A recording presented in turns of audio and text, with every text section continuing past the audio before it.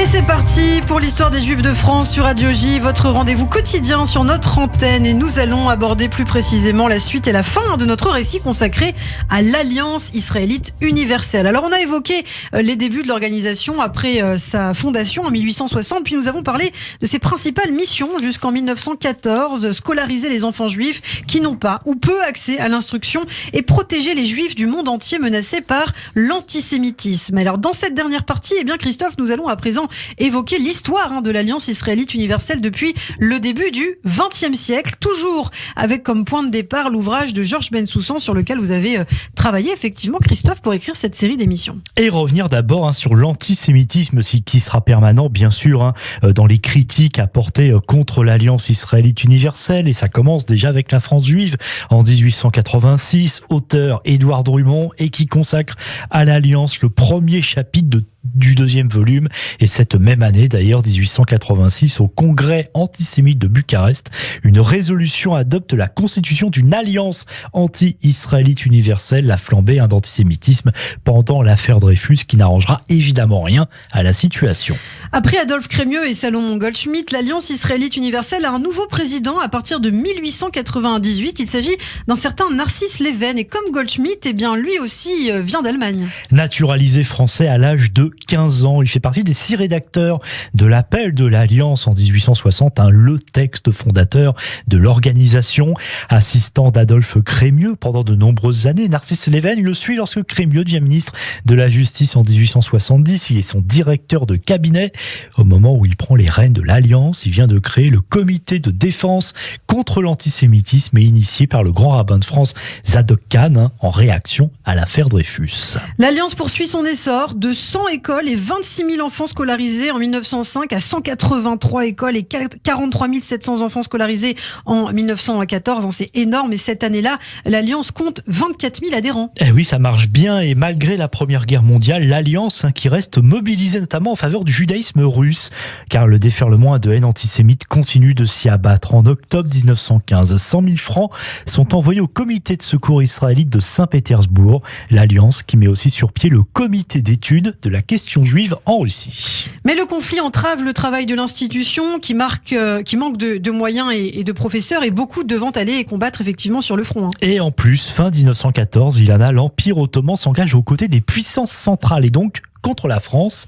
Or, l'Alliance, on le rappelle, s'occupe de la scolarisation de plus de 30 000 élèves dans ce vaste empire, soit 2/3 de l'effectif total. Alors, conséquence, des enseignants sont interdits de séjour, d'autres sont internés ou expulsés comme ressortissants de pays ennemis. L'Alliance s'engage aussi pendant le conflit en faveur de l'aide aux réfugiés, aux prisonniers et à la prise en charge des orphelins, ce qui va contribuer à la fondation de l'œuvre des orphelins israélites de guerre. Une aide concrète est fournie à près de 4000 prisonniers de guerre juifs internés en Allemagne et en Autriche. Après une parenthèse de 5 ans sans président, puisque Narcisse Leven a quitté ses fonctions en 1915, l'Alliance a en 1920 un nouveau patron, Sylvain Lévy. Lui, c'est un intellectuel qui occupe la chaire de langue et de littérature sanscrite au Collège de France. Et il occupe la fonction de président de l'AIU pendant 15 ans. Et durant cette période, des écoles vont être créées en Inde. Alors c'est la preuve, bien sûr, de l'étendue de l'institution qui voit quand même son nombre d'écoles paradoxalement baisser à la même période. Déclin d'ailleurs qui se poursuit depuis la Première Guerre mondiale, comme l'a par exemple démontré la fermeture de cette école, la ferme école de Jeddah, créée en 1895 au sud de Tunis. Et il faut savoir qu'à partir de là aussi, pour pallier aux difficultés, l'Alliance va recevoir des subventions régulières du ministère français des Affaires étrangères.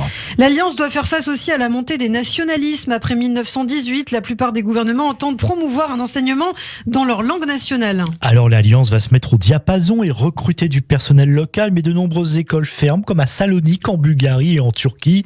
Il n'y a du coup que l'Iran, qui est le seul pays du Proche-Orient où le réseau scolaire de l'Alliance reste intact dans l'entre-deux-guerres. Et l'organisation doit aussi faire face à la progression du mouvement sionisme, pour lequel il apparaît comme un adversaire. Son président avait déclaré en 1919 s'opposer à un foyer national juif en Palestine. Et Sylvain Lévy qui va être inflexible sur ce point. Il écrit ainsi à un proche en 1921. « J'ai eu l'honneur d'être abominablement attaqué, dénoncé, voué à l'ignominie par les sionistes et les nationalistes qui voulaient atteindre dans ma modeste personne personne, l'Alliance israélite et la France tout à la fois.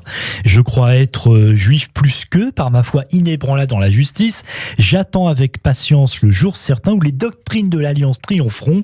Nos ancêtres, en acceptant de devenir citoyens, ont renoncé pour toujours à une conception nationale juive. En 1935, un nouveau président est nommé à la tête de l'Alliance israélite universelle en la personne de Jules-Édouard Netter. Il est médecin-chef à l'hôpital Trousseau et membre de l'Académie de médecine. Et oui, toujours des profils assez variés, les présidents. Neveu d'ailleurs de Charles Netter, qui était l'un des 6 rédacteurs de l'appel de l'Alliance en 1860. Puis en 1936, c'est Georges Leven, fils de Narcisse Leven, qui lui a présidé, on en parlait, l'AIU de 1898 à 1915. Georges Leven qui dirige l'institution jusqu'en 1941. Et c'est intéressant d'observer qu'à la fin des années 30, et bien contrairement à quelques années plus tôt, l'Alliance change de regard sur le mouvement sioniste, désormais consciente sans doute, l'Alliance, que face à la montée de l'antisémitisme en Europe, mais aussi dans le monde arabe, on rappelle que pour certains pays arabes, Hitler était Mahomet, tout simplement était comparé comme tel, et bien de nombreux juifs veulent s'installer en Palestine, qu'ils considèrent comme leur véritable patrie. Et une solidarité avec d'autres organisations juives européennes se met en place, mais la Seconde Guerre mondiale fait tout voler en éclats. Et à partir de juillet 1940, l'Alliance israélite universelle est à Vichy.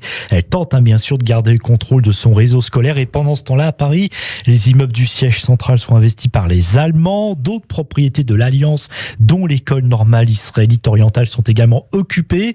Début août 1940, la bibliothèque de l'Alliance, très très riche, elle, est pillée.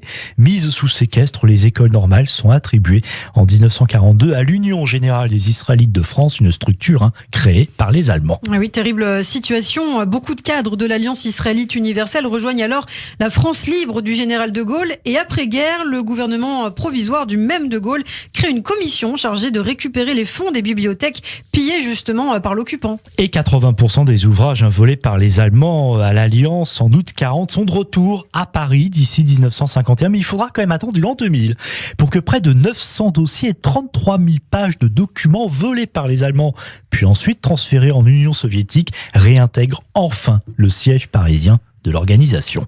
Après-guerre, le juriste et diplomate René Cassin a la lourde tâche de relancer le réseau de l'Alliance en tenant compte de la Shoah, bien sûr, des mutations géopolitiques et d'une nouvelle génération amenée à prendre des responsabilités. Et tout en réaffirmant son universalisme, la déclaration du 11 novembre 1945 montre que l'Alliance a changé sur certains points. Elle soutient ouvertement le sionisme, présenté comme une fierté légitime, et prend position en faveur de la création d'un État juif. L'Alliance israélite universelle intervient au niveau des instances internationales pour pousser en ce sens. L'Alliance connaît un renouveau avec un réseau qui culmine à 135 écoles, désormais 51 000 élèves en 1948, mais la décolonisation qui s'amorce dans de nombreux pays et les mouvements d'indépendance vont démanteler le réseau des écoles, plus précisément d'ailleurs en Afrique du Nord et au Proche-Orient. Le rôle diplomatique est amoindri par les organisations juives américaines et aussi par l'État d'Israël, et sa place recule aussi au sein du judaïsme français, puisque son rôle politique revient désormais au CRIF, le Conseil représentatif des institutions juives de France, fondé en 1944, même si les deux travaillent en bonne entente. Toutefois, une journée de l'Alliance est créée en 1954 et une tournée de conférences permettent de faire connaître l'institution. Et oui, et aussi sur le plan intellectuel, c'est très vif. En 1957, l'Alliance qui contribue à créer ainsi le premier colloque des intellectuels juifs de langue française. Mais la vocation éducative, bien sûr, reste la clé de voûte de la structure, comme c'est le cas depuis le début.